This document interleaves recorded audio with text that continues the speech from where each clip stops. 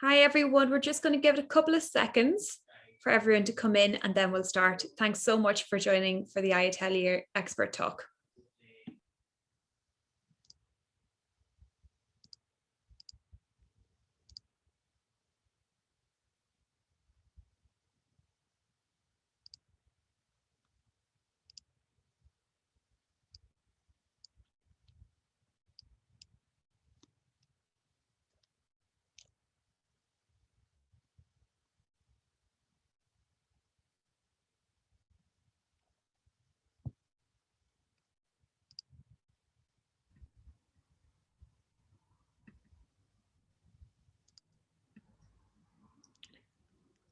Hello, folks. I think most people have joined at this stage. Welcome back, as Shauna was saying, to our 5th talk in the iAtelier Expert Talk series. Again, my name is Michael McLaughlin, and I'm lecturer in digital design, digital fabrication at Limerick School of Art and Design.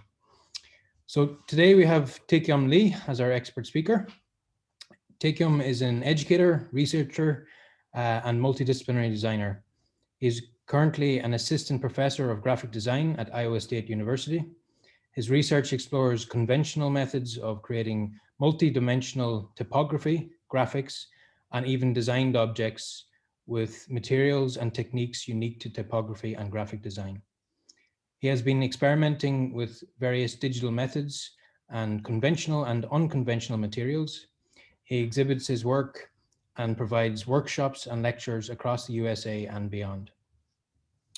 I came across Taekyeom's work a number of years ago when I was researching a project that I was planning to do with a set of graphic design students. At that time, I was teaching graphic design students and ceramic students, and the work that Taekyeom was doing and is still doing really brings both of those disciplines together, as well as other disciplines that he's working with. So I suppose the work brings digital fabrication into the graphic design and ceramics that he's doing. As an educator and researcher, Taekyeom's work aims to develop, test, and find the place of the emerging technologies in the design process and creative practices. I'm very interested to hear more about your practice, Taekyeom, and learn from your thoughts of what you think the impact is in emerging technologies on the art, design, and the craft sectors.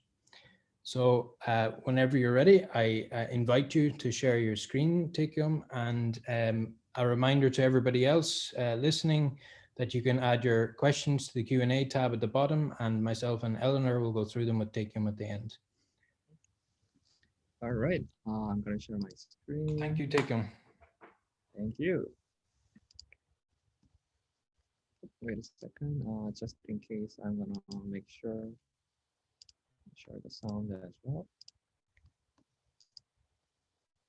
Can you see my screen? Yes, perfect. Yeah, perfect. Yes. Right. First of all, thank you so much for having me. Yeah, I'm an assistant professor of graphic design. Actually, I'm from graphic design background, and I don't have formal training in ceramics and other area, but I will touch a little bit about the craft, 3D printing, ceramics, and more. First of all, like, I know my name is tricky to pronounce even in my country. I'm originally from Korea. My name is a little tricky. So like Taekyeom, but Lee is actually E, but doesn't matter. So like my friends just call me Tech. Like sometimes technology tech. Sometimes my student email me like, hey, technology tech. And I'm fine with that. Like my friends joke me about if I tell my first name to 20 different people, they will all say it differently. So don't feel bad. So I'm gonna start with this image. So if you have a handful of pebbles, what you're gonna make? I was sitting outside of the building when I was in grad school. I was waiting for a friend and just grab a handful of pebble. I didn't mean to make something, but this is what I did. Like unintentionally, I found out myself I was doing this. It really shows how I think, who I am as a designer and also as a person. it's just kind of totally unconscious thing. So here is this one is a better example. So as you can see on the left-hand side and right-hand side, they are made out of same visual elements, but which one is more meaningful? Probably I'm gonna say the right-hand side because this one is number, you all know. The left-hand side, that's somehow meaningful, but I'm gonna just say less meaningful. So it really shows who I am and how I think. So design is a conscious effort to impose a meaningful order by Victor Papanek, Design for the Real World. This is a real classic design book. If you haven't read it, I highly recommend you. And I understand his code as a kind of using system and process. Sometimes which one is accidental and which one is intentional. Also, through my process, I learned how to embrace the accidental stuff as well. Everyone designs who devise a course of action aimed at changing existing status into preferred one. This is probably one of my favorite quotes about design. The intellectual activity that produces material artifact is no different fundamentally from one that prescribes remedies for a sick patient, or the one that devises a new sales plan for a company or a social welfare policy for a state. From design and elastic mind, designers have the ability to grasp monumentous changes in technology, science, and social mores, and to convert them into objects. You know, each technological era brings its own remedy, a sense of displacement that inevitably accompanies innovation. That is why innovation is often disruptive.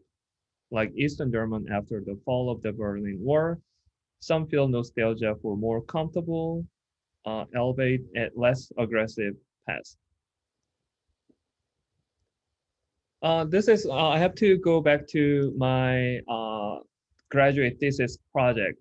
This is the book, and this is actually the cover is ceramic, and this is hand-bound book. Every day I pick an object, make a letter form, like everything. Like I made it every day. Then things will move to ceramics. There is some personal history behind that. Hopefully, I can tell you a little bit more later. And this was my this is project using ceramic and make modular typeface using ceramics. It shows all the processes from the beginning to the end. I'm a kind of documentation geek. I love process. I love documenting everything. So I have over 200-300 photos for this one. To do that, I designed the 5 basic different modules, and this can spell English alphabet and some Korean at a certain extent, also Japanese. Chinese was a little bit too complicated, but this one can write different languages as well.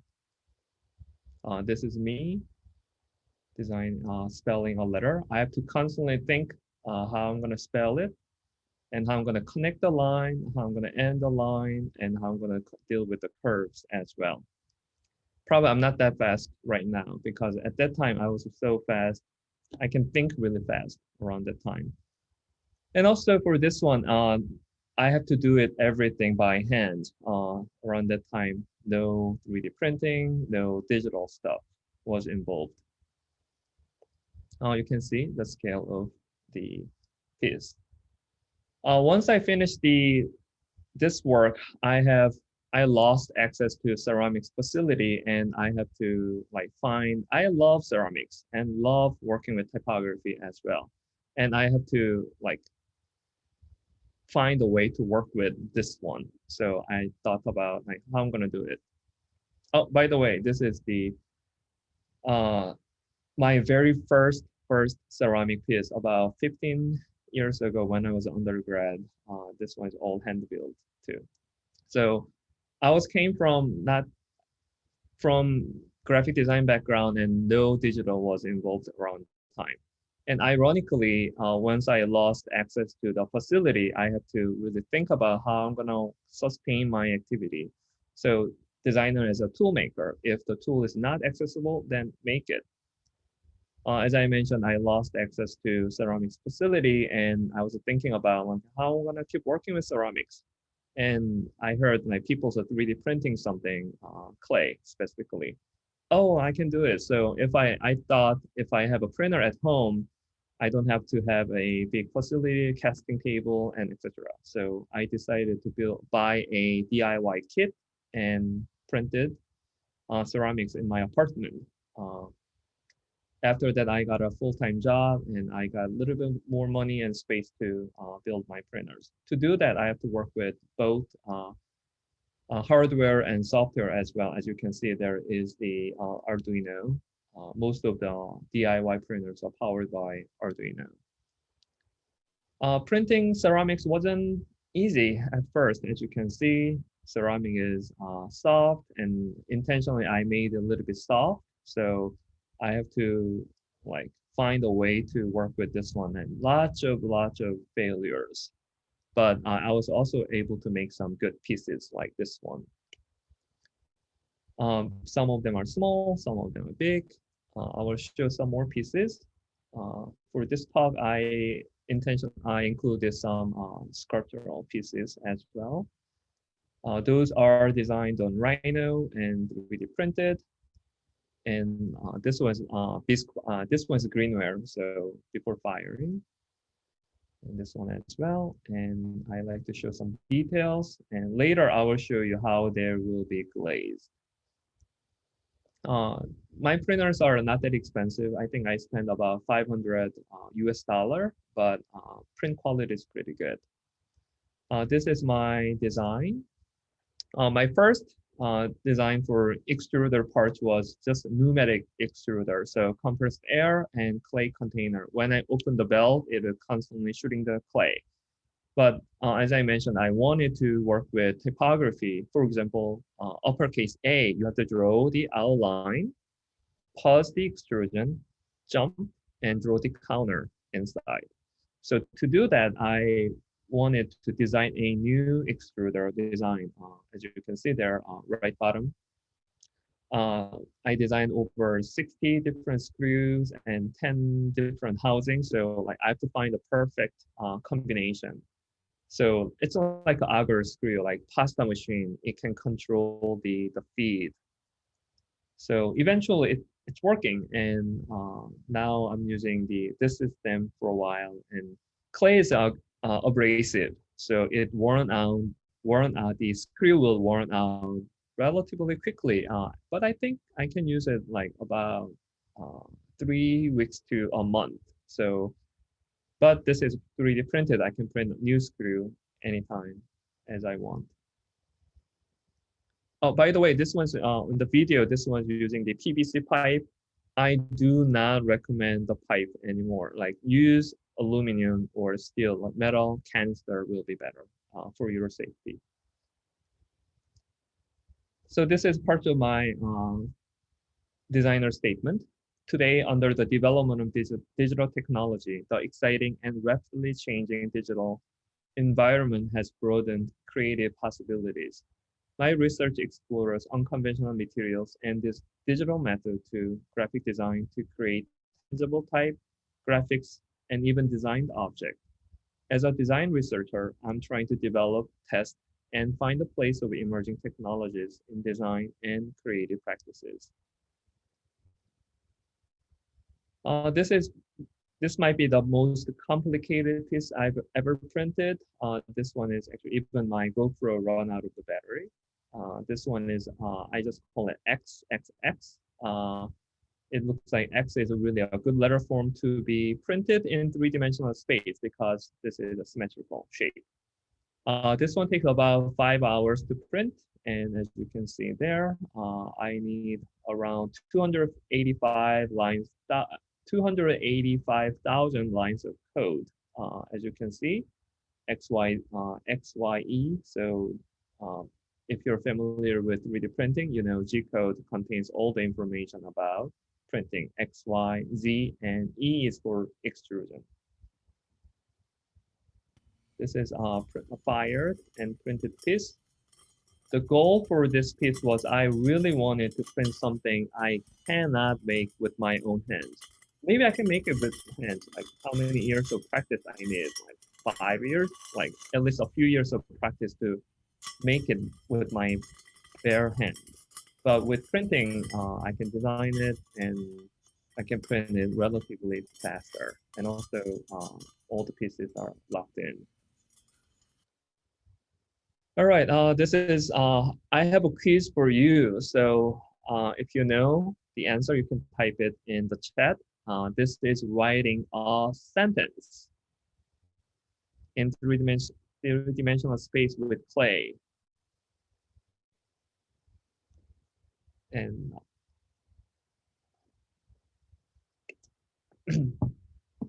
you can see letters, but can you read it actually? All right, I'm gonna give you more direct visual clue.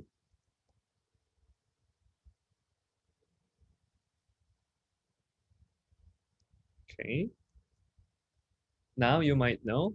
So the quick brown fox jumps over the lazy dog. So I know this is not really a good way to write a sentence, but my goal was, okay, I really want to write a sentence. If you took typography class, probably you have, worked with this sentence because it includes A to Z and all the letters. But this was one of the goals I wanted to try. I wanted to find a possible way to write a sentence in three-dimensional space. If you know, if you took typography class, probably you've heard about the crystal goblet. The meaning is like typography should be like super clear, like crystal goblet, so you can see what's inside. But this one is totally against the notion of crystal goblet, but it is still a possible way. And at least, you won't forget how to read this one, like at least a couple of days. Sentence was a little bit too long, so I also wanted to do something else. This is a love, L-O-V-E. E is a lowercase because uppercase E didn't really work well with this contour. And I printed this and something like this happens. And I posted on my Instagram and someone commented, yes, love is complicated.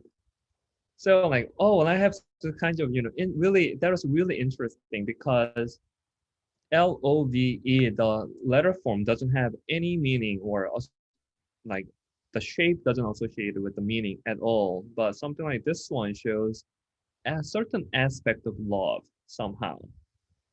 And I wanted to bridge the letter form and the meaning together. So this one is start from mess, M-E-S-S, to gradually change it to, you can see, neat. So at the bottom, like intentionally, I made the print quality a little bit rough with the under extrusion. And gradually I turned it into over extrusion. So like it filled the gap and then turned into neat. So the letter form and the meaning is somehow can be connected together. So here, good typography could be still invisible, like Beatrice's word, poetic metaphor, crystal goblet. Fine typography often disappears, playing a supporting role to the contents. However, typography often moves to the front of the stage to show its physical substance in the real world. As Abbott Miller stated in his book, designers accustomed to dealing with the flat pictorial paradigm of the print are now dealing with the architectural, ergonomic, and cinematic paradigm of environmental immersive media. So I've been keep working with different letter forms and ceramic medium, and this one using different infill pattern. And something like this one, also dealing with playing with the non-linear character clay and letter form as well. This is how it was printed. yeah, intentionally cause the under extrusion, so it will pick up this texture. So this texture is not actually from the software. And you can see the size with the coin. And around that time, it was 2017, my work went viral and lots of views. And then I will show you something interesting, really interesting. When the machine crafts a piece of art, can you call it art or cheating? So this one is, I grabbed some comments from the video. It's from now this Facebook page. I think it hit about 15 million view or something. So I grabbed some of the comments. Someone said, that's not really art. It's a fast way to create something rather than a proud artist would take months or years to create. And someone replied, art is subjective. The art in this is the engineering work and the reflection of today. Also, like someone said, no soul, no emotion, just information from our brain. And a machine does not adapt to emotion. So like there's so interesting comments inside. I wish I can show you more, but I will show you some more stuff too. What happens to authentic pottery? What's the point in this if you're not sticking your fingers all through the clay? Sad. They just invented this to make money, not to make art. And someone says this is an art form, just not a traditional form of art. So, and you know, and this was kind of exactly what I wanted to. He made it because he was curious about alternate ways to produce things with clay. He made the machine and the makes the design it prints. Exactly, because I built the machine, I built the tool, and I make something using the tool. All right, just let's stop digital animation because what happened to traditional authentic frame by frame drawing? So here's another one too. So an artist is only a person that create a piece of work themselves. Wow, that's on a lot of architects out there. They might disagree. They design beautiful buildings, but other people built them. Like, what's the point of this one? And I love the last one. Da Vinci would have definitely used a coordinates drill if he has been able to get hold on one. Technology doesn't dilute art. We do. Technology advances our capacity for beauty. Technology enables our outrageous ideas to take win faster. So definitely there is, I wish I can show you more, but if you actually go to the link, you can find more comments. This was really shocking to me because after the Marcel Duchamp's fountain stuff, and I thought the conversation about the art, like we artists have to make it with their own hands is done, but actually it was not. That was a really interesting part. This was the reaction to the, after read all the comments, this was a reaction to that. Artists, designers, you know, architects, craftsmen, everyone have not been able to, been afraid of change and challenges to the notion of creative practice by reflecting digest in many forms of art. That is the driving force and how we have pushed the boundary of art in many diverse directions. For centuries, many artists have worked exclusively with their own hands and tools. Either they made their own tools or buy tools for their artistic and creative practices. In the past, you should make a piece of art with your own hands, with your ideas and craftsmanship. Although many famous artists and had apprentices and assistants.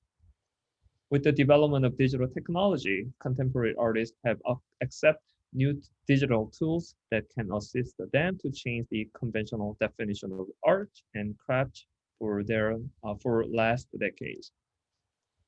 So I'm going to go back to my work now. So hopefully that gave you something to think about. This is all the pieces I made.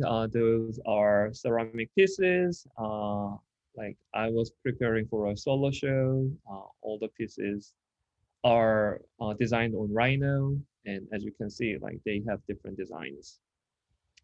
Yes, they are printed with porcelain. I like to use mid-range porcelain, which is fired at cone 6, which is 2232 Fahrenheit.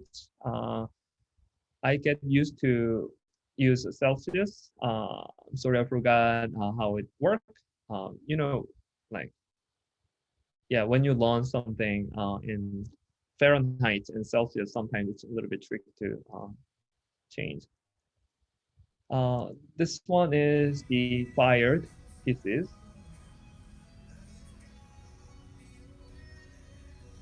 So the colors are a little bit different because of the once printed color will be a little bit darker than before, and something like this. Grayscale, it's not, I didn't do anything. So bone dry piece feels like grayscale. After bisque wire, it looked like monotone. After glazing, it looked like RGB. And after firing, it looks like CMYK. Again, I didn't do anything, like it's just kind of pure photo, no filter, but it kind of shows how, from designer's perspective, it feels like grayscale, monotone, RGB, and CMYK. So one really interesting about glaze is this. So can you see what color is this one? This one looks somehow yummy, but don't eat it. It's toxic because it has chemicals inside. It's before firing. After firing, colors will be this.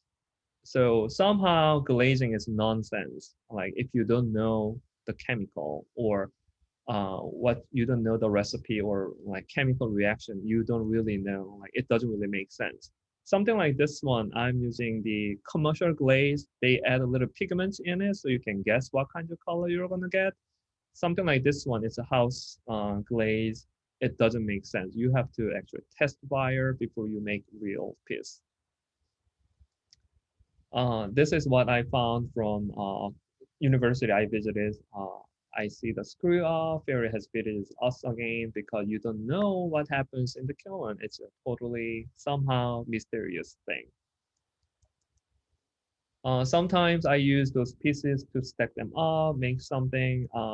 Yeah, it's fragile. I should be careful, but it's also interesting to make some kind of composition. Something like the other pieces as well. Sometimes it will pick up some bent, like the blue piece in the kiln, and it bent. It worked actually.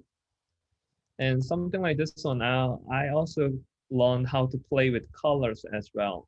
This is just pure, like, it's not special glaze or something. I use something called a directional spray. So I think if you remember the one of the other previous one, when you see the details, I use a different directional spray. And then like based on the direction, it will pick up the glaze and it will show the color. Can you see? So using the, because it's printed with different layers, and I actually using the grain to pick up different color glaze from different perspective. This one is called Raku Firing. You glaze it with a special glaze and then fire it. And when it's glowing hot, pick it up and then dump it into trash can with some sawdust or some newspaper. And then it will have unique chemical reaction inside, kind of reduction firing. And then it will have this interesting colors. But the color looks good, looks great, but don't ever think drink or eat something out of this one because it's lead-based glaze. But it shows really interesting colors based on because of the chemical reaction. And it's completely out of your control. Not completely, but you should be lucky to get a good piece. And then, yeah, like some other pieces, I have thought about some functional pieces, like put some flowers in it, or sculptural piece like this one. And yeah, same thing, this one using the 2-color glaze as well. This one as well. All the dots are manually added. I color the slip and then like adding the dots on the surface when it's still wet. This is my printer family for ceramic only. The tallest one is 5 foot tall, about 152 millimeter. Print volume will be a little over 1 meter. You can see the scale of my deck. I spent about $500. I chopped all the pieces separately, and as you can see, this one is really messy because I wire things together, and magically it started working. Because if you have worked with DIY printer, you know it's not going to be that easy. But this one started working, and I still have to. The smaller one there, that's my travel size printer. If I have workshops, different places, I fly with my machine. All DIY. This one is the tallest piece I ever printed, about 2 feet tall, about 60 centimeter. What I learned while designing this piece was first of all, I thought this clean cylinder shape will be better to be printed, but actually this one I intentionally designed this piece to go tall because all the details on the surface will make it really strong and survive during the firing process. This is time bomb out of clay, and I know it's gonna happen, and I let it happen. Heating clay, the air is coming.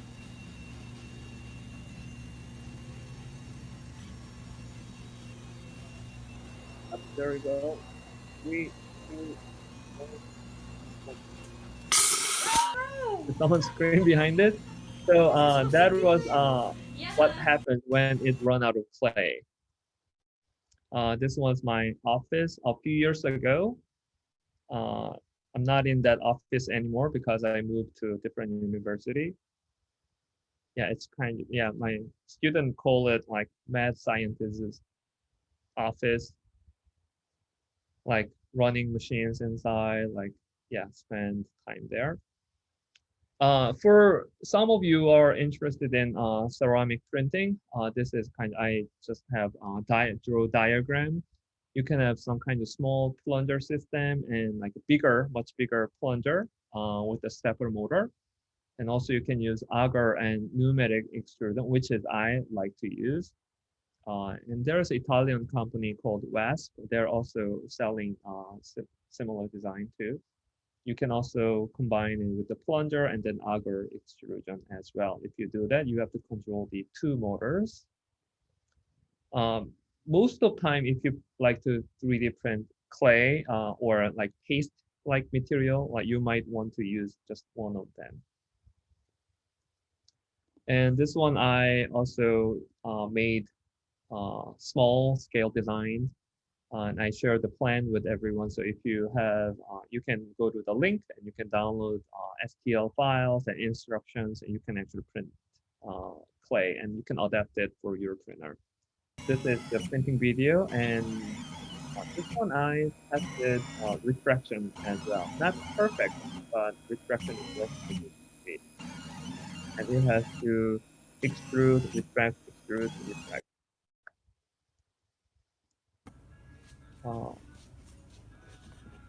I 3D scan my face when I have short hair, and I learned how to work with, yeah, like print and rub. So like print it and just kind of dump it or flip the bed, so I can make some kind of, I call it collaboration with gravity. And started with this, and it became something more interesting. Like I've learned sometimes, unintentionally collapse the pieces, which is so interesting looking because of the clay is soft, and then like something like this one, I intentionally make it collapse. And something like all the other pieces are so interesting. So I made a series of pieces and I called it again, like collaboration with gravity. On this one, I got better controlling my machine and flow of the clay, and I started using clay as an ink to write something. This is writing love, and played with different languages as well. Korean, and there is Chinese, and the bottom left one, that's Arabic, says sugar. So I was looking for something like all connected. This one was the collaboration with Brian Sarah. We, there's a infill pattern. Many of them infill patterns are kind of very geometric. We try to make some like typographic infill. So this one definitely need more work, but we're using the grasshopper. That was somehow working too. This one is the scraping the piece. Sometimes, scraping the pieces. Everything's a clay, so clay can be reclaimed. This one I printed love and soaked in the in water, and you can see it dissolved underwater slowly. It's also somehow showing the poetic, like showing the aspect of love somehow, like this one. This one I made it for 4D Design and Cranbrook Academy of Art. They have some Instagram event. This one is rewinded, showing the 4D aspect of typography. Magically, I can pick it up. It won't happen. So you might ask me, why ceramics? Like, why ceramics? Actually, the ceramic and typography is kind of closely related historically. The clay tablet. Clay is one of the first material we human beings, our ancestors, carved letter on the surface to store or to materialize the language. Something like this one, it's called cylinder seal. And this one is kind of, the pattern is carved on it. When you roll it on wet clay, you can actually print something, probably one of the very early version of printing. So inspired by this one, I made this one. So my business card maker. It has the cylinder, like 2 cylinders, one positive, one negative. When you roll the paper, you can actually print a business card. There is a video.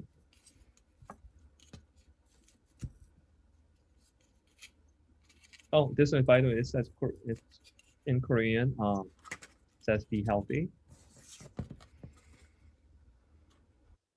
This one I made it for New Year's, and like it says "Happy Healthy Holidays."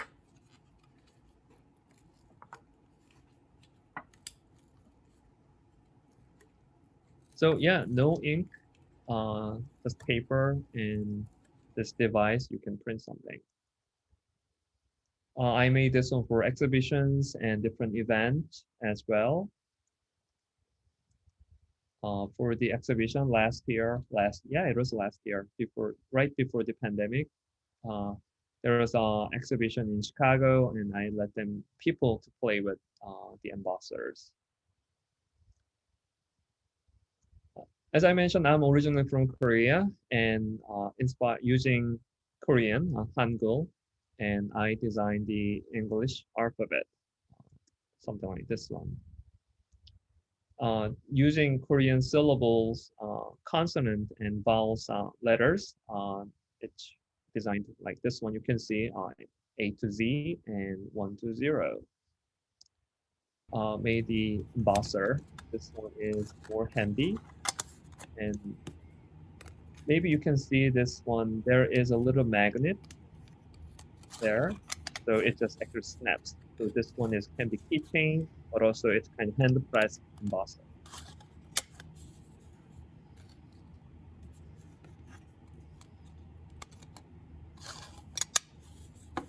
fairly easy to make. I had a project with my students. They were able to make it pretty quickly as well. So next part is 3D printing type and more like I like to talk about more about parametric design, and it will show like how I work with software and material as well. Once I started using Rhino for designing software, and I learned about Grasshopper, and that was so fun. If you can code your things, and this was a kind of node-based coding tool. You can make something like this and 3D print it. This is the some video demo. You can draw some graph, and based on the graph, it's called the graph mapper, and you can extract the curves out of that. Like this. And you can use this one to design something like this. You have the base and change the polygons, a triangle. And there is, yeah, like hexagon now. Change the radius of this one.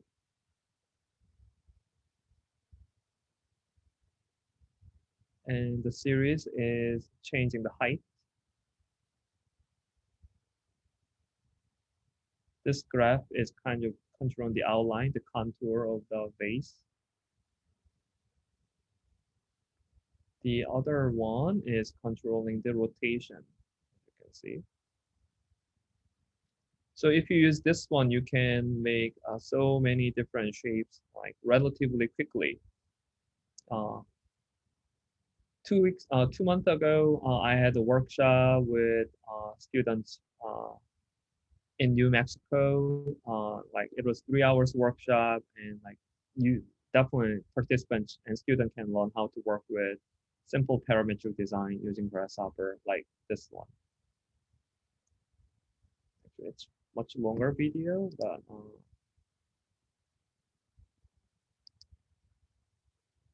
and yeah, different shapes here too. And yes, this one is using some same technique, but put the letter form in it. I call it type base. This is my another DIY printer, $200. This one is printing like lots of filaments, over 6,765 meter, which is quite long, around 80 days. This printer is not so great, but it has been able to print lots of pieces. But you know, some designs won't be printed. So I'm using a company called Shapeways. I'm not sure it's available in Europe as well. Shapeways is great. You can print something. This is, by the way, this is steel. I cannot print it with my home printer. Sometimes I have to send the design to those companies, and I think the right-hand one, I think this one's about $60, $80. So for the price, this print quality is really good, and you don't have to have $10,000 machine. This one I also like to show how this was the shape is generated using Grasshopper, and after print, and I use a brush to smooth the surface and then send it like this one. So this one is using, you can see the print pattern inside. Outside it's using send it.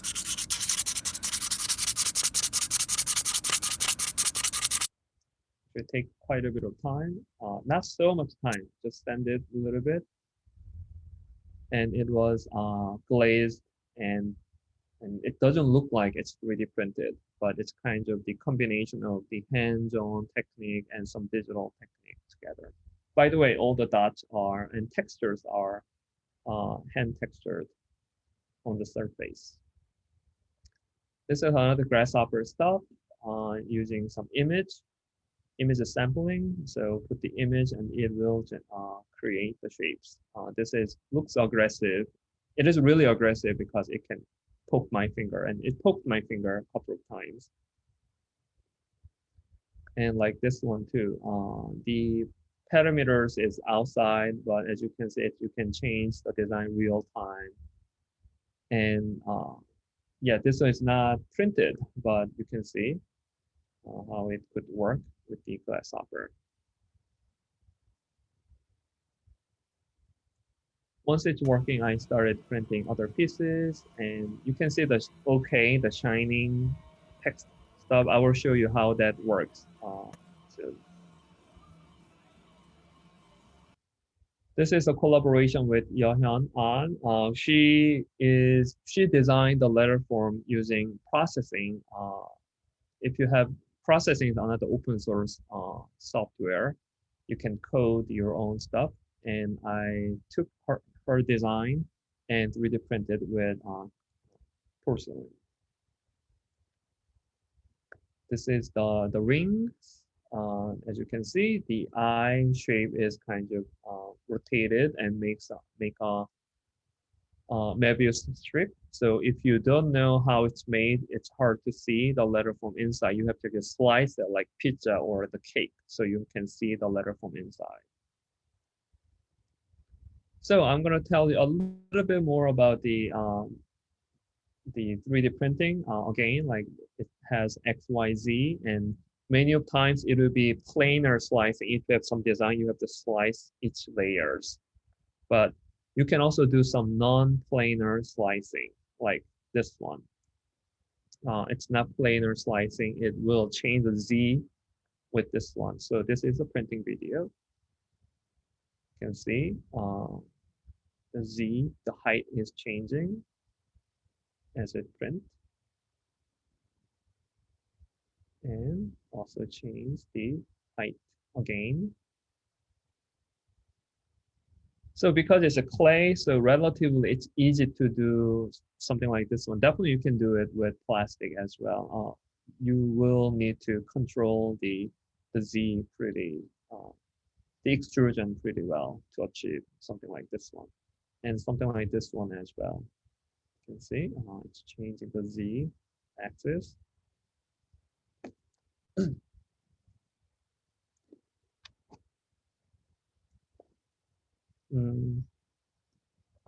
To do that, you have to, in my case, I used Grasshopper again. So this one is not from the slicing software. There is a Grasshopper definition and create the toolpath and then extract the G code from it. So this one is something like custom G code.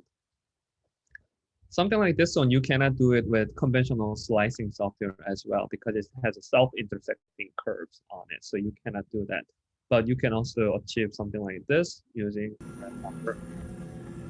This kind of like spirograph-like design. It will cross the line, so you can go with a self-intersecting curve. Yep, there's a time lapse. Those are printed pieces. If you can do this, you can print many other pieces like this. This can be used for like, this is really light, but it's pretty strong too because of their kind of connected together. But again, it's not an infill pattern. Some small pieces like this. If you use a tiny nozzle, you can do it with this. And then to print this one, you just need just a little amount of clay. You can see I put the coin next to it. I made some kind of wearable pieces out of this, like medallion. This is also another experiment I made with Grasshopper as well. It's how they're kind of like together.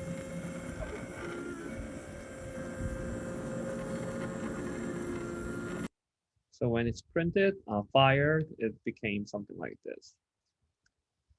The other experiment with the letter form is to actually change the Z up and down a little bit. So that became that planar stuff. anything.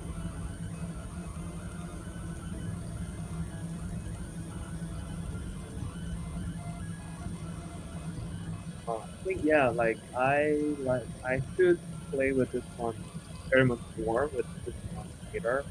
Uh, with play and other maybe classes as well. Okay, this is another side project using Arduino and sensors. As you can see, it reads the light around it. It's using two different plugins called Firefly and Grasshopper. And so I can change the size of sphere in Rhino actively. This one can, if you can wire the sensor to Arduino, and you can actually make some kind of flex band, other sensor to change the design in 3D Rhino too. This is another side project. I'm get so much better with G code, and I can actually write something. Actually, I use this one when I build the 3D printer, because when I mount the pen, I can easily pick up some kind of, I can use it for fine calibration. Real time. Right.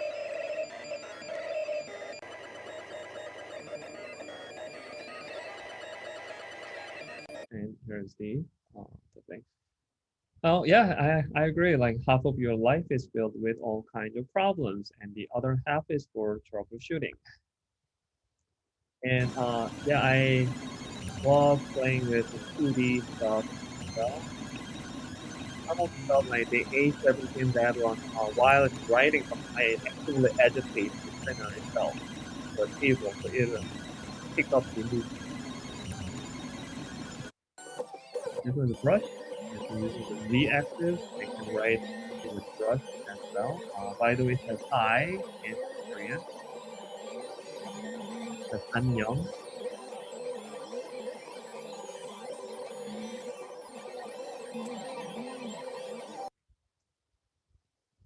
This is a side project as well. I learned the inside of geometry of the printer is so interesting, and I started taking photos of this one. And this one, no filter at all, just kind of good lighting with camera, and it will do it like this one. And I made a collection of print photos and print this one as well. So zoom in. This one is kind of broken. And can you see some shape of the bat here? And then I took the photo of this one, and it feels okay, and like the cave with the bat shape. It's so heartbreaking because I love this piece, but it's broken, but it brought me some other pieces like this one too. And I made a kind of photo book with the photos.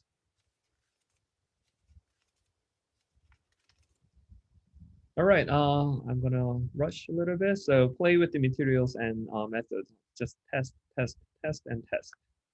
This is the Nutella chocolate and peanut butter on red bread.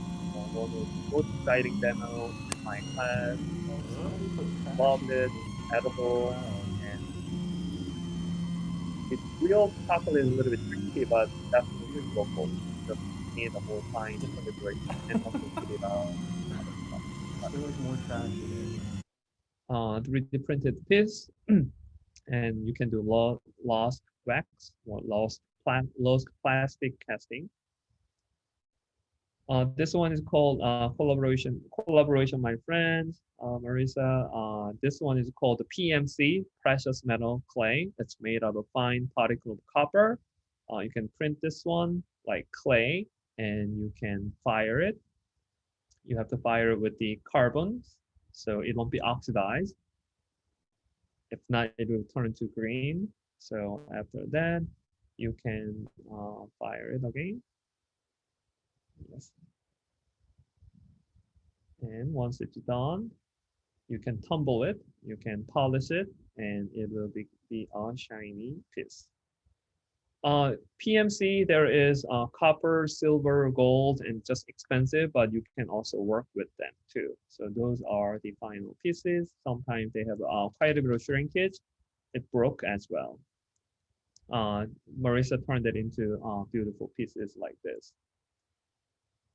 When I was in North Carolina, I got a chance to work with local clay, go out, dug up some clay, and then get the clay out of it. Many of time when I work with clay, gravity is my ally.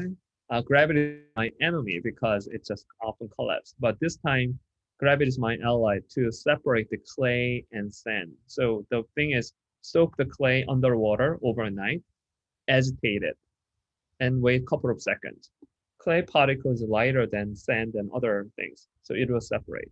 Drain the top, put more water, agitate it, keep doing it a couple of times so you can separate clay from other sand and other materials.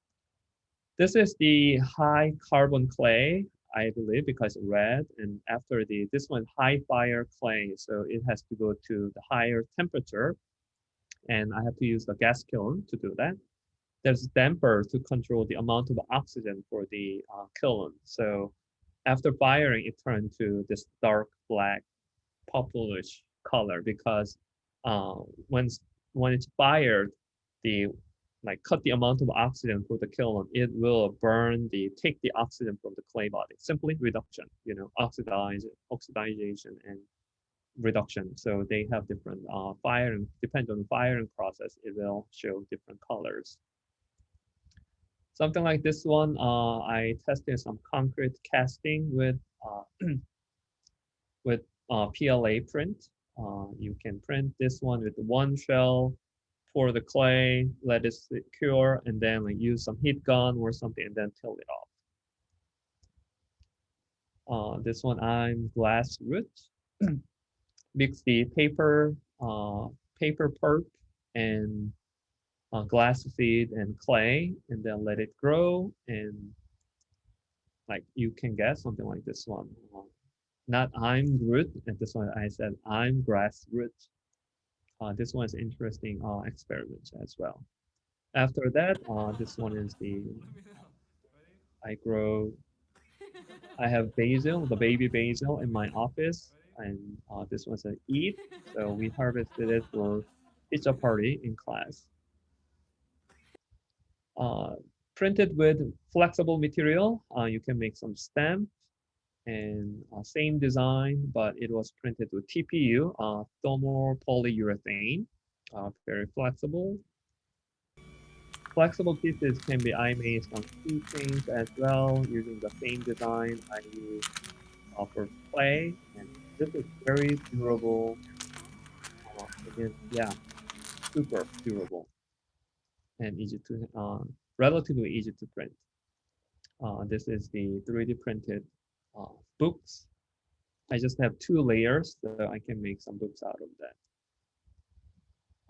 Some signs. When a few years ago, there was an incident in Charlottesville, Virginia, lots of people hurt. So I wanted to do something, I made a sign says no hate. This one snapped to the standard railing system, so I can just snap it and remove it. And right now it's current project. I like to make some kind of stop hate sign, which I can snap it to different places on campus. This is a commissioned work, beer tap handle. So this one is 3D printed like this. I have to sand it, paint it, and it's real beer tap handle. This one is the toy, simply drawing top. That's gonna be a good one. You can use Crayola marker, use it, then blunt it, and make some drawings out of that. My colleague and his daughters. And this one is the collection of the drawings. I love books and I love making stuff. So it's made out of 100 drawings.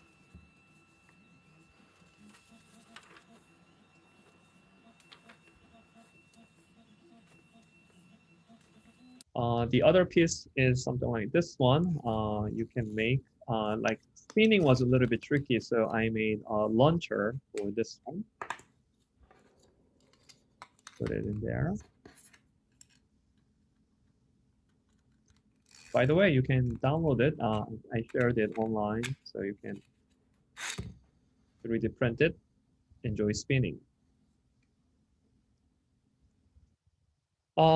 In critical play, the performance of a game can foster creativity and further produce new art forms, styles, and genre. And furthermore, winning might mean to experience or make something new, beautiful, puzzling, or surprising, or to touch on an artifact or process that helps on experience the artistic process or the mysterious mind. At other times, performance is pure amusement. From the critical play, the book, I will show you. Actually, I found out I can make sound out of this.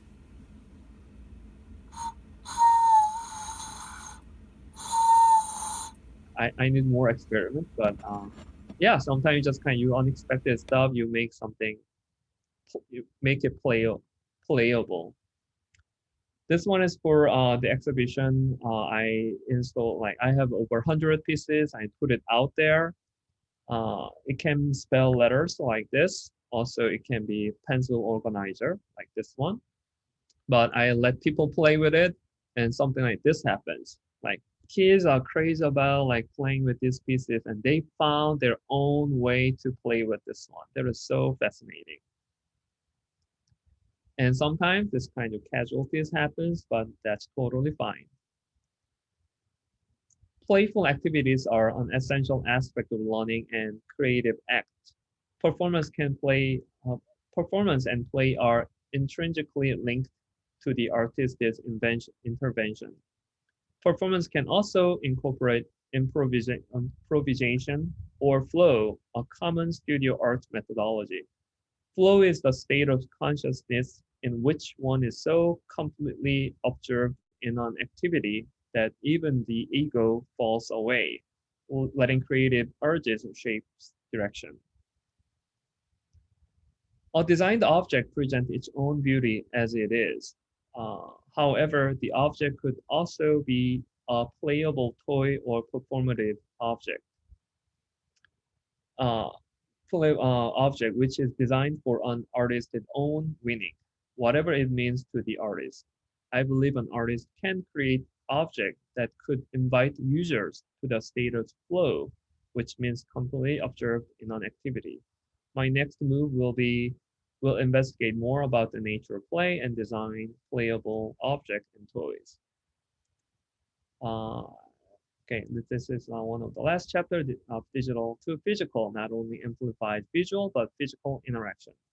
This is a rings, typography rings printed with TPU. It's flexible. So like this one, it can be bracelet, rings, and other pieces. This is a bubbly, I call it bubbly type, using grasshopper definition to generate different letter forms. And it was 3D printed like this. And this one as well. It's a real scale.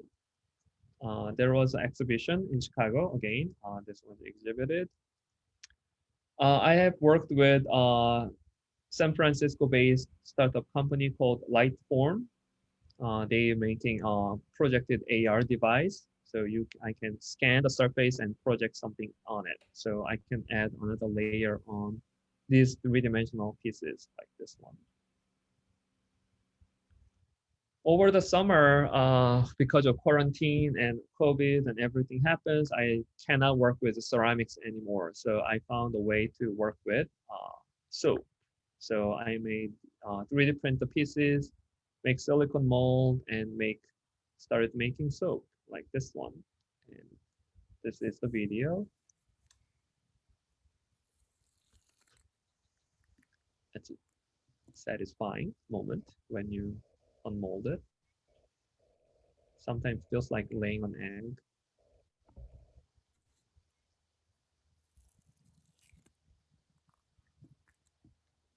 All right, we are running out of time, so I'm gonna move a little bit faster. Started using 2 colors.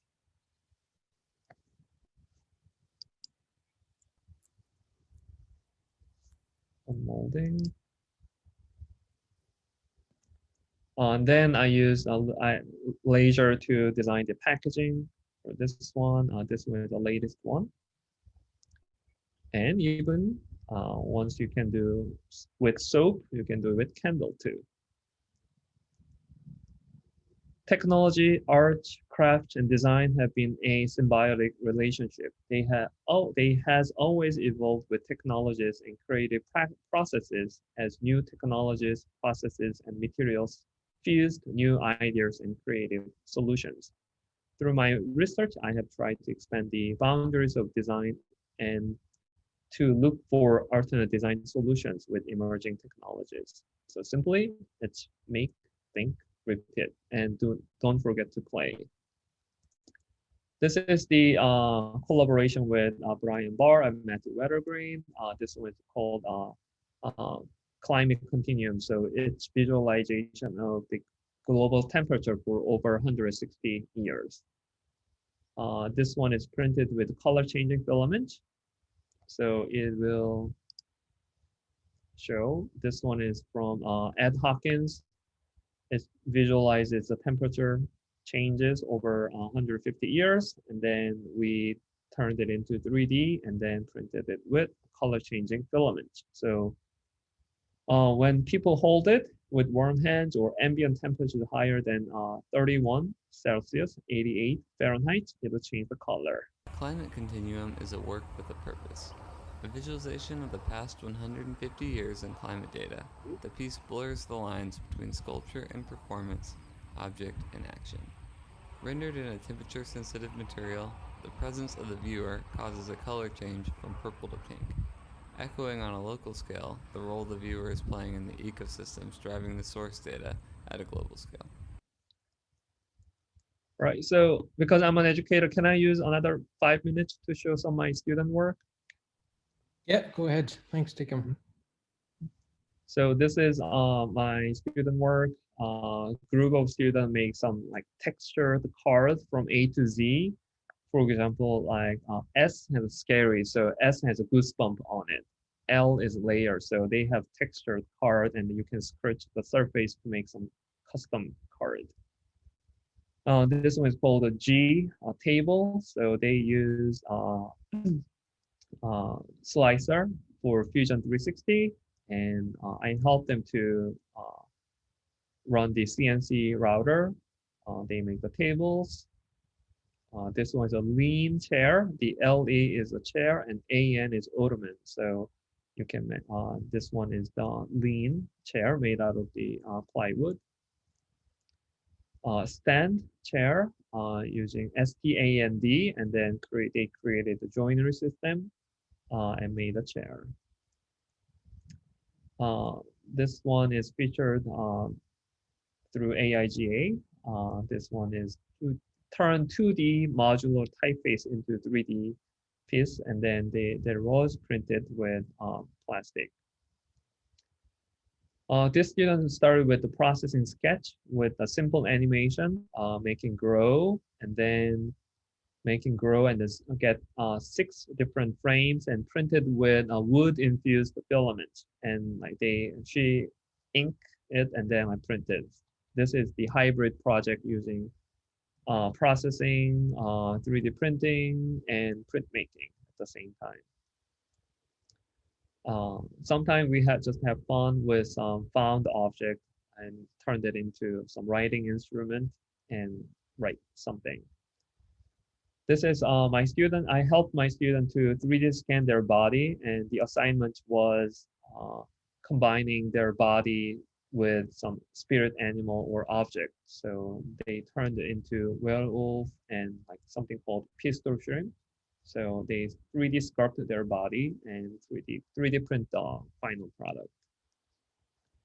In class, I helped my student to build a DIY printers in class. So after the class, they can walk away with knowledge and the tools.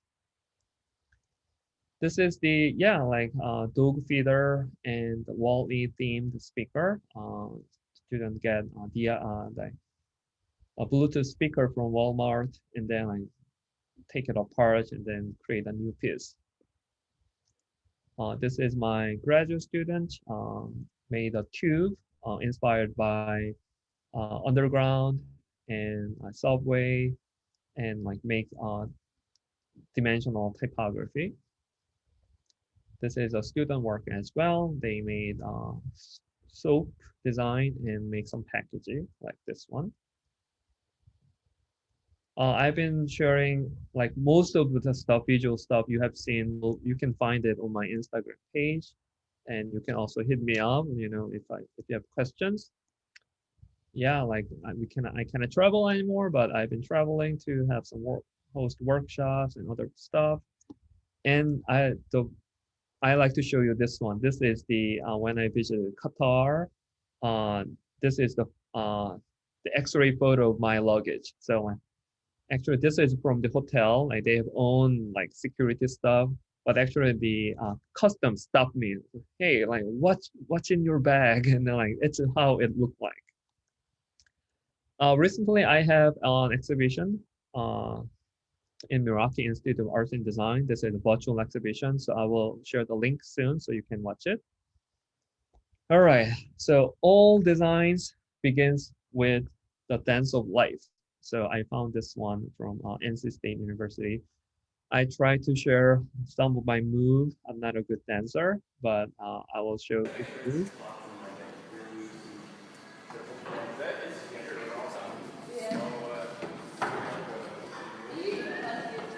It looks easy, but I took weeks of training to finish this bouldering problem. So I have to develop all little small muscles, and then I train my body. So yeah, practice makes everything better, and there will be lots of failures, but like over failures and troubleshooting and trial and error, that will always refine your work.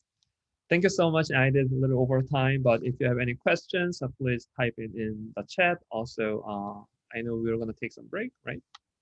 That's brilliant, Taekyeom. Yeah, we'll take a break. I love how playful all of your work is, and I have a few questions around that. But we'll give you 5 minutes to get a glass of water or a cup of tea or whatever, and have a break, and then we'll come back at here it's 15:13, so we'll come back at 15:18. So in 5 minutes time. Thank you. Thank you.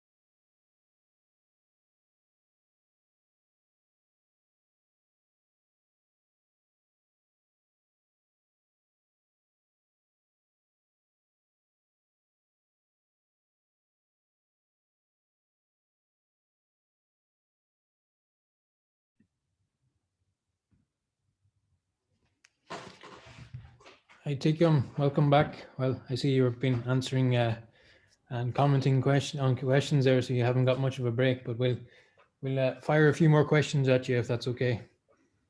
Sure. I'll start with I have a question from Roland Smith. So this is about software. So you know, a lot of what you spoke about was the technical side of things, and he said you mentioned Rhino and Grasshopper for 3D printing, and Fusion for CNCing. Are they what you have found are the best, or are they a bit interchangeable? And you might even, if you want to, you can expand beyond those softwares if you want to share about that as well. I think one good thing about the 3D and this digital fabrication world is still there's diversity. So now, like, for example, graphic design and also 2D design, Adobe is kind of occupying like almost everything. But 3D, like, there's still diversity, which is great. And I think best thing is like most of the time I just like Rhino. I can do most of stuff, but sometimes I cannot do everything with Rhino as well. If so, things happens. I use Fusion to use a certain part, and also like some like organic sculpting part. Rhino is not really good for that part. If that happens, also use some other software too.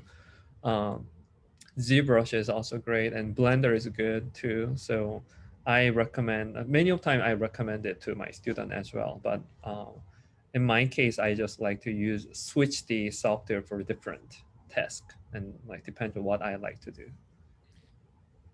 Jacob, this is a question from me personally. So where you were printing and changing the plane of the print, you know, you weren't keeping a level plane the whole way up. Is that where you control the extrusion? And I'm wondering in terms of your, sorry, I know nothing about printing, so Michael's probably listening to me going, you're making a fool of yourself. But because if I look at the print and it gives you three values, one is extrusion and the other is a Y and an X. How, I don't understand how that works, if you know what I mean.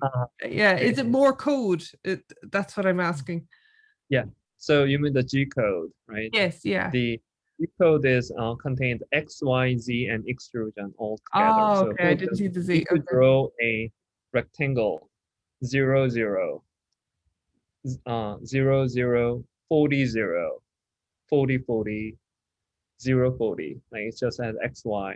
And then if you add a Z, and it will gradually add a Z. One good thing is you don't have to do everything on your own. Slicing software can do it for you. So you can set the feed rate, which is extrusion, and the XY movement too. Yeah, it's really strange actually, because some of it is just actually, you know, those whole kind of meme at the moment about satisfying things to look at. And then there's that unsatisfying thing where the whole thing collapses. So you have a whole sort of sometimes you can see, Michael, go ahead. I think it's worth noting as well, though, Taekyeom, because in most slicing softwares that you've mentioned, does all of this automatically for you, but most of them just slice horizontally. So you do one layer, then it moves up, does another layer, does up, moves another, and does another layer when it moves up. But some of the stuff that you've shown is not doing that, so it's moving in the Z value as it's moving around. And you have developed basically a way to do that in Grasshopper. I assume is what you're using to do that, yeah? So exactly. So the slicing software can do something with spiraling, so it can continuously going up. So the other thing, layer 1, like Michael said, layer 1 move up, layer 2 move up, layer 3 move up. But if you do that, you can see the seam there. So if you do spiraling, it will continuously going up. So you don't see that. But Roland, their question too, like, for example, like conventional slicer cannot do that. If so, using Grasshopper to generate the toolpath, like custom toolpath. Like I need more work to refine these things, but basically what it does, you have to draw the curves in 3-dimensional space and then extract the G code out of that, because when you draw the 3D curves in the space, you can extract the X, Y, Z like coordinates from it. So put it into the G code. So moving up and down, up and down, up and down. Like I'm not good at math, but I can code it but I don't have to do all whole math, but that's how it works. Okay, thank you. Yeah, and I think that if anybody is interested in doing that kind of thing, don't be afraid of it. Start with the slicing softwares that'll automatically do it. And then once you get used to that and used to actually printing, then go on to starting to look at custom code through Grasshopper or even some other programs processing. And there are lots of people out there doing it already, and I've shared information on that you can follow and go through it step by step. Sometimes, like some software won't show that G code, but sometimes it shows the G code. Don't be freaked out by code and it's numbers, but it's okay. Like try to read it. Oh, like what this means. And if you do that, like yeah, don't be afraid of the code. And I was in the same situation, but like calm down, read the lines. Yeah, and as you said, it's actually very simple. It's just four different values on each line, and the machine is moving around to those coordinates each time. So it's, even though a lot of people that have not used 3D printing thinking something's very complex, all it's doing is telling the machine to move to a different position each time. And I have a question here from, sorry, go ahead. Oh no, CNC laser all will be same. Like CNC is stand for computer numerical control. Basically, this is like, yeah, it's used for all the digital fabrication stuff. Yep, lasers, plasma cutters, water jet cutters, they all work off the same principle of the computer moving it from coordinate to coordinate. I have a question from Elke. Do you miss the feel of the material when using the 3D printer for ceramics? So, you know, you said you really like ceramics. And do you think that the manual work with clay or porcelain makes the work more experimental and free in design? I think it's sometimes I miss the hand feeling. Sometimes, you know, like through the computer, it gets over complicated. Just when you touch it, do something would be so much intuitive and easier than using the digital or software or something like that. But ideally, I think it depends on like what I like to do, what's the goal for the project. Depends on that. I have to, like, ideal situation will be using both analog technique and like digital technique. You don't have to always use analog, always digital. Eventually you need to, ideal situation, you have to use both, because you have to decide which technique will be, or which methodology will be better for different stages or different steps. And sometimes it's working with hands as well, but yeah, working with the hands is not always good too. But here's the one thing, like, although the 3D printing clay is most of the parts will be done with machine, but actually behind the scene, they have so much labor too. So prepping everything after print, glaze it, firing, and everything is so manual, like labor intensive too. So anyway, you cannot separate it with working with your hands. Yeah, and I think we're at a lucky stage in Taekyeom in that we do have access to these tools, and we're kind of the first generation of people who have access to these tools and have the knowledge of traditional making. And as we bring both of those together, then new things emerge, new technologies emerge, new products emerge, new craft emerges, and we should embrace that and be able to try and use it as best as possible. Yes. Kate O'Kelly says, fantastic presentation. Can you speak a little bit more about the molds you made for the soaps? Yeah, like, because the very first, the letter form I made is kind of plaster mold, slip casting basically. So I can work with the casting really easily. So 3D printing is great, but because you can print something, I have this one here, something like this one take about 20 minutes with my machine, just printing time. Also, this one is a color changing, just 20 minutes. But also think about it, 20 minutes every time, like how many you can make in a day. But casting was much more easier, faster. And actually last summer, I had a workshop with a conference, and I will put the link to, like, I will make a tutorial video so I can share. I can put in the chat. But in a nutshell, the piece was 3D printed with plastic, PLA, and then I also made the mold, the cup too. Then I put it inside, and I used you don't have to use the same brand. I use something called Smooth On, the silicone. So 2 parts of silicone, mix it, pour it, let it cure, and then like you can just depends on what kind of silicone you get. Like cure time will be different. Once it's cure, you know, you can pour the soap and then let it cool down, and then you can just remove it.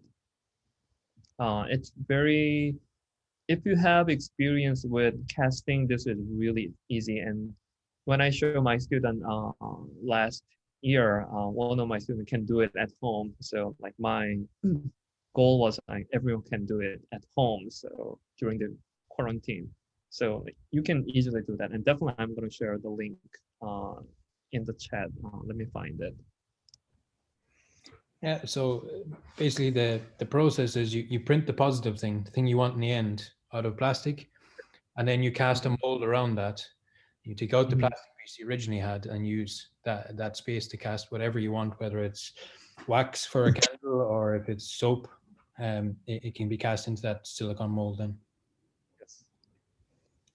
And for summer, my plan is trying some edible stuff as well. Like if you have the food safe silicone, you can cast it too. So the thing is, this process with 3D printing and casting is really good combination, because you know in the past you know how to make mold, but you have to rely on some other original piece. But right now you can design it, 3D print it, and you can make custom mold out of that. So there's so many more possibilities. So now we have to go back, not just the method itself, the design, like what you're gonna make with what you're gonna make will be more important. Thank you. I have a question from Alma here from the UK Crafts Council. She's asking it on behalf of Jesse. I love your images and video of the collapsed 3D porcelain. Very beautiful. Do you have a favorite digital craft mistake that actually worked out well in the end?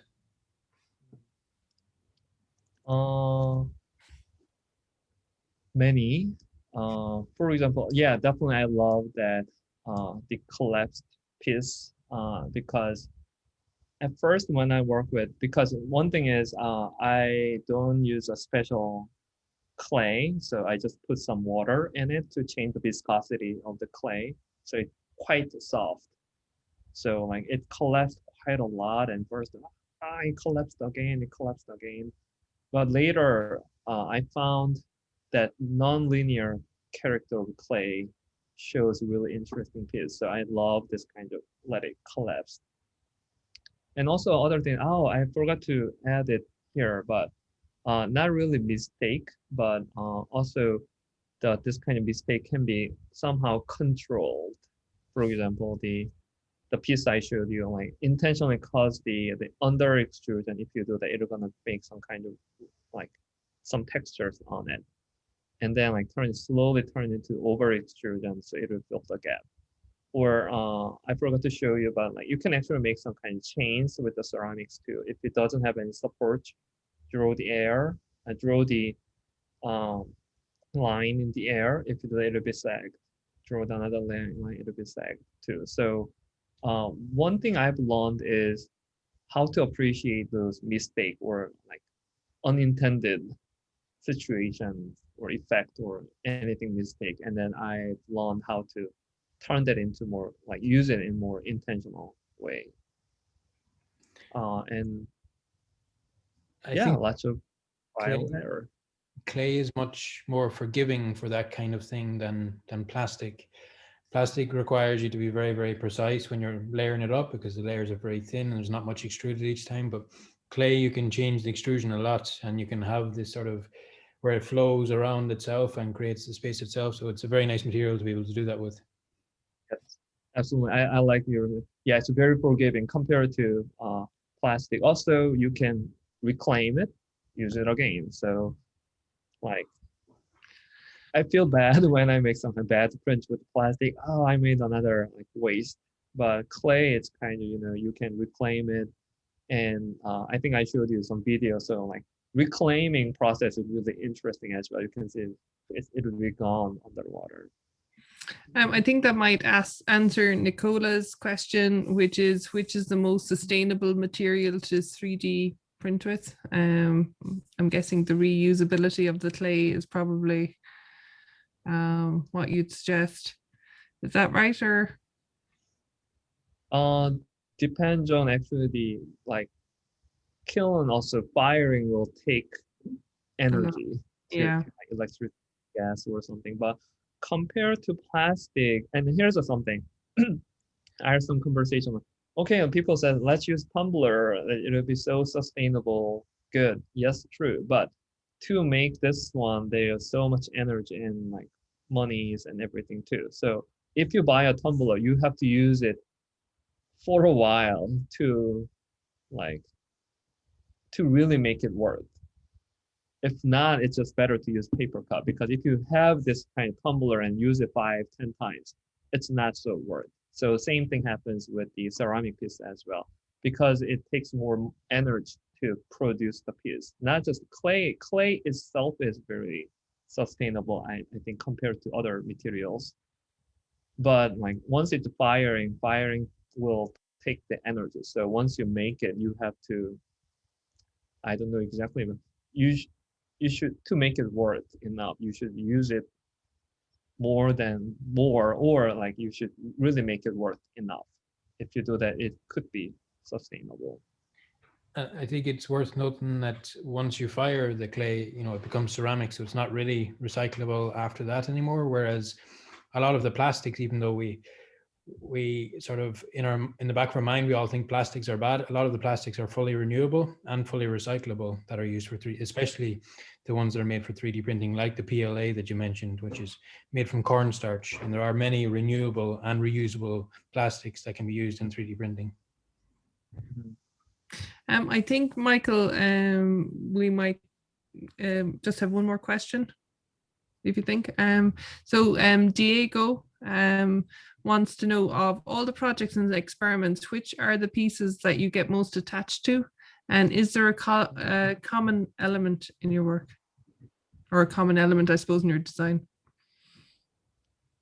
I think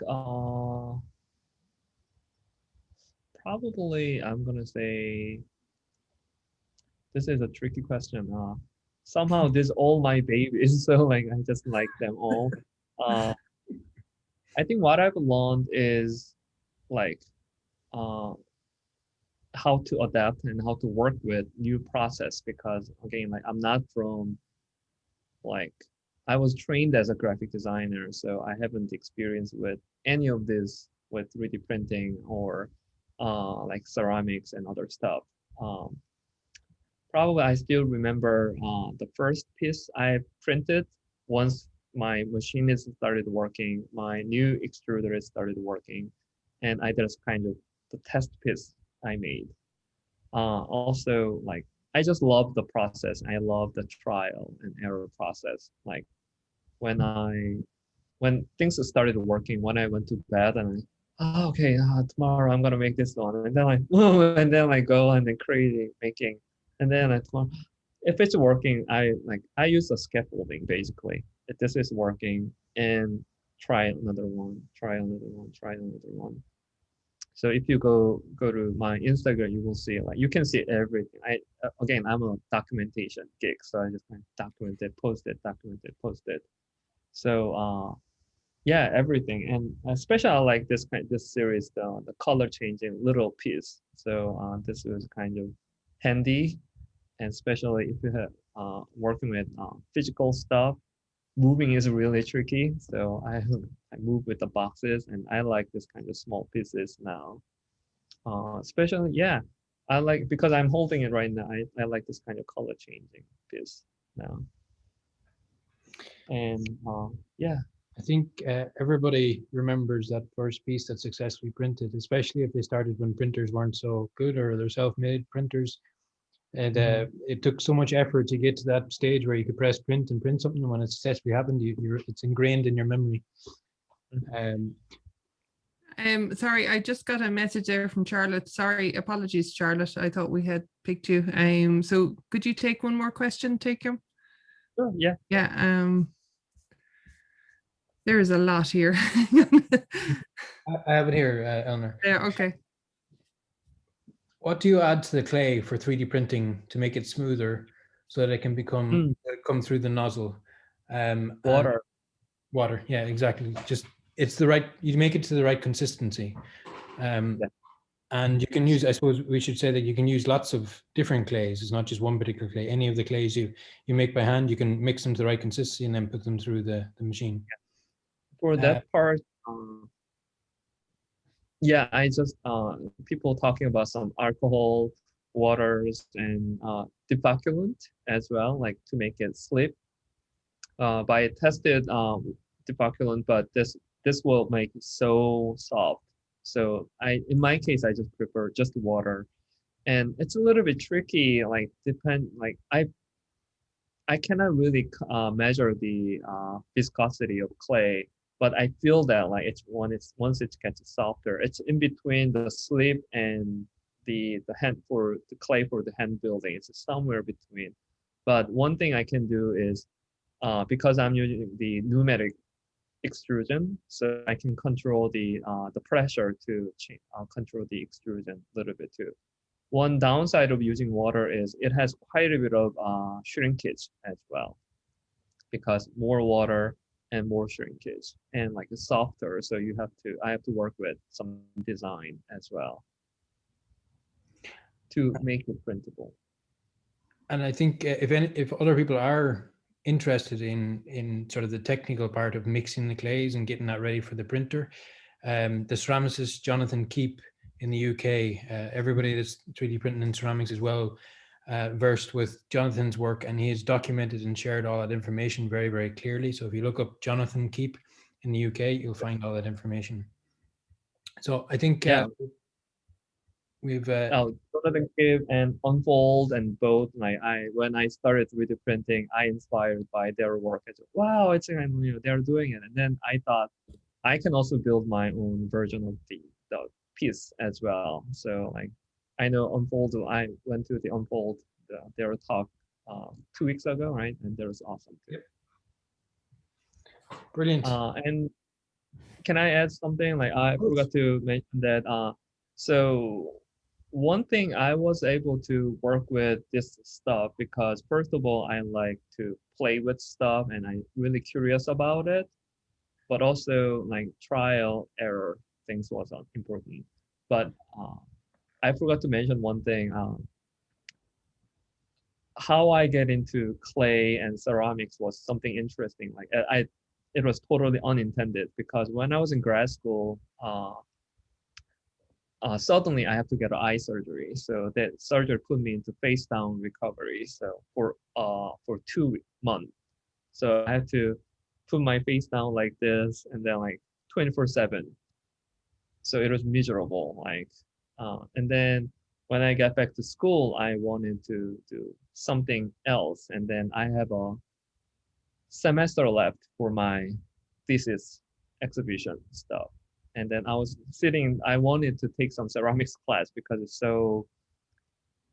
I need something else, not computer, not design. It's so meditative, and it was good. And I was kind of doing this, and I said, it's gonna be my retirement plan. I still have about 30 years, and then friends of mine, another grad student said, "You are in ceramics studio, and why you don't do that now?" And I emailed my advisor. I want to change my thesis topic. Okay, 3 months before my show, and then like all the ceramic, the casting things are happening. So like, it's just so unfortunate. I have to go through that my health issue, and actually I have sometimes double vision because of that surgery stuff. But because of that unfortunate stuff, and then like became some opens up new doors for me to get into this ceramic, and then like somehow it's kind of healing process for me too. So sometimes unfortunate thing happens, but you like mistake, failure, whatever happens, you should also learn how to embrace it too. I think it's very important, as you've shown, to play, to try things, to test new things, and to work outside your comfort zone and with other materials that maybe you're not trained in, and just play with them, see what happens. I think we've probably taken up enough of your time now, Taekyeom, and I just want to say thank you very much. After sort of following you online for so long, it's great to finally meet you and talk to you. And yeah, cheers. It's been great. And for everybody listening, we will see you on Thursday again for our next speaker. Thank you. Yeah, if you have questions, like you can actually message me, and better to say, hey, I went to your talk, you know, and then like I have a follow-up question or something. So I got some random questions. So like if you tell me that, like definitely I will reply it better. And again, thank you so much for having me. Follow Taekyeom on Instagram and you'll be able to ask him the questions there. Thank you. See you again. Thank you. Very generous of you. Thank you. Very much. See ya. Bye-bye.